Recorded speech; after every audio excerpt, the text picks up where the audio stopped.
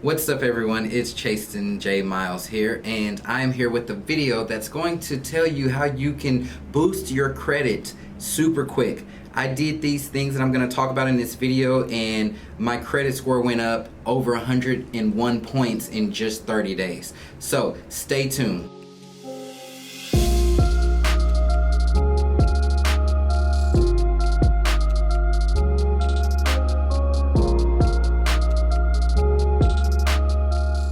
If you're new to my channel, this is a little different from the videos that I normally make. I own a real estate company, and so I normally do real estate videos, but I felt like this was information that I just wanted to share with everyone who watches my videos. So I'm gonna start giving more financial tips and just business building tips, because I realize there are a lot of people out there that are truly just trying to build successful businesses and trying to build themselves up as entrepreneurs, and I want to be able to contribute to that since I have successfully done that with my real estate business. So if you're into all of those things, be sure to click that subscribe button, because I would love to have you a part of my community. Now, what I'm going to talk about in this video, I'm going to talk about, one, how I jacked up my credit, my personal credit, and then why I felt like I needed credit, or how I felt when I started out with this whole credit journey. Credit card companies try to trick you with some things, and then how I boosted my score, these little hacks that I did, and they're kind of simple, but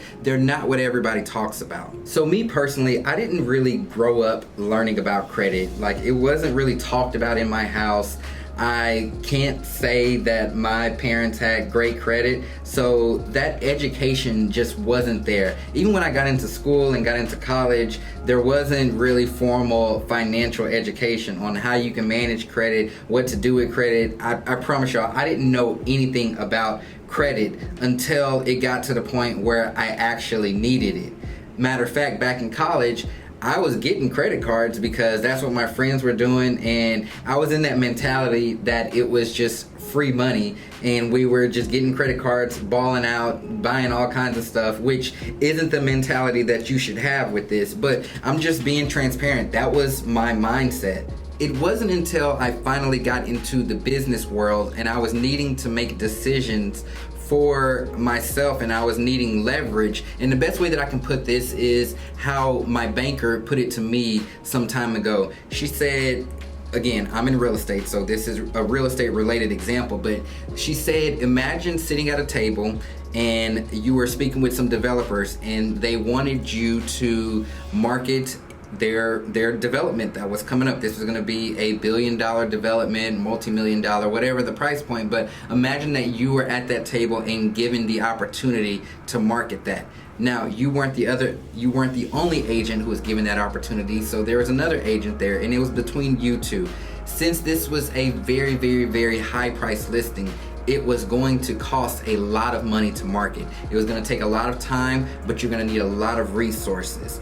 Well, you being in the business, you can't really tie your money up like that. You can't just spend hundreds of thousands of dollars marketing a property, marketing a development in hopes of getting that money back 2-3 years later. So what do? Instead of just disqualifying yourself because you can't afford to market it, you would leverage credit in that situation. And so unless you have the credit available to you or have access to getting that credit, then you wouldn't be able to take on that listing, because you just wouldn't be in that financial position to where you can properly market that super expensive development. That's when my mind clicked, because she was right. If I didn't have access to hundreds of thousands of dollars, then yeah, I wouldn't be able to take on clients like that, or I wouldn't be able to market listings like that.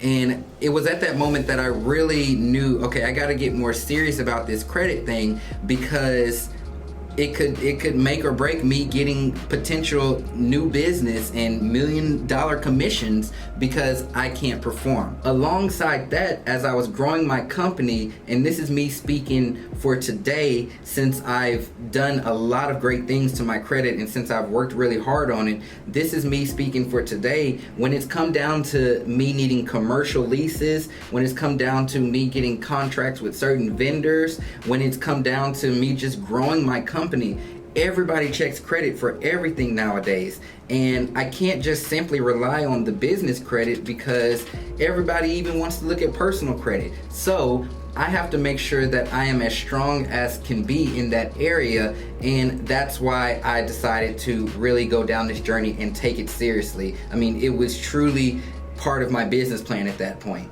Now, the things that I'm going to share with you in this video, how did I learn these? Well, I learned these working with clients. So working with clients who didn't have perfect credit or who were trying to get qualified, referring them over to my credit attorney who helps them out. He's told me some great things, and I was able to really grasp my head around how this credit thing works. Now, what I want to caution a lot of people on, there are a lot of companies out there, credit repair companies, I'm not going to name any names, but all they really do is just dispute things, and they charge you a lot of money to get it done, and it seems like you're forever paying for this stuff. When in actuality, if you can understand how this works, if you can wrap your head around the mechanics of the whole credit profile and what raises your score, what lowers your score, you can do things yourself. So those are the hacks that I'm going to tell you in this video, how to do them yourself, so that way you can raise your credit score up pretty quickly.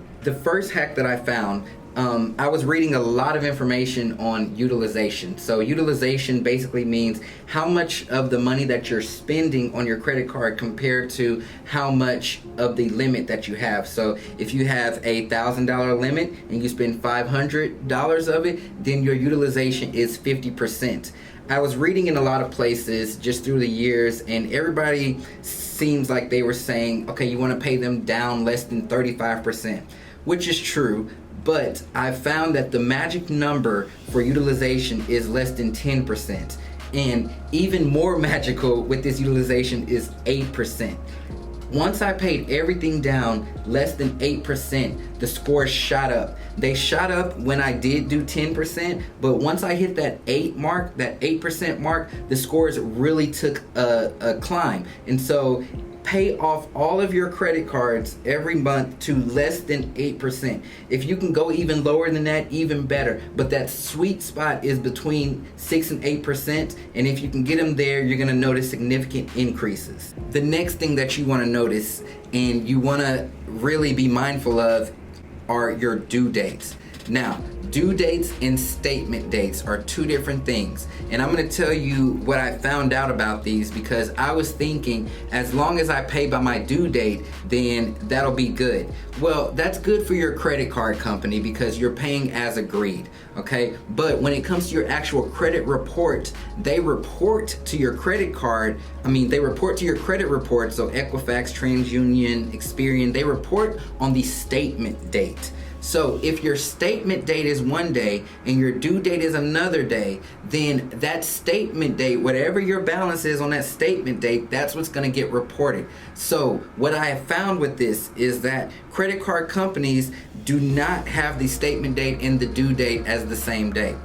Most times that statement date is either going to be before your due date, and it can be a week or 2 weeks before, or it'll be after a week or 2 weeks. So think about this when we're talking about utilization. If you have that $1,000 credit card and you spend $500 on there, on that statement date, if it's showing that you spent $500 and that your balance is $500, it's gonna show 50% utilization, 50% usage on that credit card, because that's what's getting reported on that statement date. No matter if you pay it off on your due date, which is a week later, and you think that you're good, when it comes to the credit score, it's not gonna show that. So do this. Log in to all of your credit cards, see what that statement date is. By that statement date, make sure that your utilization is at that 8% or below. That way, when it reports to your credit, it'll report lower utilization. It'll also still count towards your due date, so you don't have to remember paying on two different dates, but that utilization really matters with this. So be mindful of your statement dates. This blew my mind.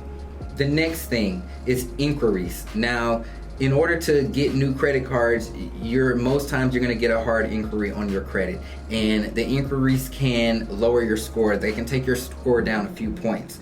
what you want to do with this is try for pre-approvals before you try for the full credit card. Now, not saying that if you get pre-approved, you're gonna get fully approved and able to get that credit card, but it'll give you some insight on whether they're going to approve you or not, or whether you have a higher chance of getting approved or not. Most of the major credit card companies, so American Express, Discover, some of the banks, Chase, Wells Fargo, Wells Fargo doesn't have pre-approval, but Chase, Bank of America, Citi, most of those companies have pre-approvals on their website to where you can go in, put in your information, it'll do a soft pull on your credit, and it'll tell you what cards you're pre-approved for. If you see a pre-approval, then I would say go ahead and apply for it if you really want it. But don't go out there just applying for credit cards, because every time you do that, it's gonna hit your credit, you're gonna get that inquiry on there, it's gonna lower your score, and then when you try to apply for future credit, it's gonna look like you've been trying to apply for credit all over the place and that you may be desperate for money. So try for pre-approvals before you actually fill out the full credit application. Another thing that you can do, so this will help with your utilization as well. As you start to mature in your credit, you want to show that you can manage a lot of credit available to you. So if you only have a lot of low limit credit cards, you're most likely only going to continue getting approved for low limit credit cards. So what I suggest is you request a credit limit increase whenever your score goes up. Most companies, for credit cards that you already have, they're going to have on their website where you can quickly and easily request for a credit limit increase. Now, if you get an increase, don't just go out and spend the money. Don't do what I did back in the day and just go out and spend the money. But you want to show that you're able to manage a lot of money. Okay, you want to show that you're able to manage $10,000 worth of credit, 20, 30, 40, 50, $100,000. But the only way you can get there is if you graduate yourself. So some credit card companies, especially nowadays, they're not going to give you increases unless you ask for them. Now, some of them will, but since we have so much going on these days, you're going to have to do this yourself. If you're noticing increases in your credit score, go out there and request increases in your credit card limits. Next, be sure to dispute inaccurate information. And even if some information is accurate, you want to go ahead and dispute excess information. Here's what I mean by excess. When you look at your credit report, most times you're going to see all the addresses you've ever lived at, anywhere where you've ever worked, any incorrect names that you've been called. Sometimes people just put your information out there and it shows up on your credit report. Go in on all the credit bureaus and dispute that inaccurate information. If there's an address that you're not living at anymore, dispute that, take it off. If there's somewhere that you're not working anymore, take that off of there. If your name is incorrect, take that off of there, because all of that information shows when lenders pull your credit, and you don't want to make it look like you're all over the place, you're moving all the time, just all this inaccurate information. And sometimes there's even going to be accounts on there that you never opened, that you never applied for, inquiries, all that kind of stuff. People can be so tricky, especially with these credit card companies. So go in there, take out all that inaccurate information. I'm going to be sure to bring you all more credit card tips, so even which credit cards to get, which one's easiest, hardest, all that good stuff. So be sure to click that subscribe button if you want more information on that. Let me know down in the comments how your credit journey is going. Like I said, mine started out real rocky and it took me a lot of work, but that's just me. I realize that that's not everybody, but I am interested in hearing about yours. Until next time, I'll talk to you soon.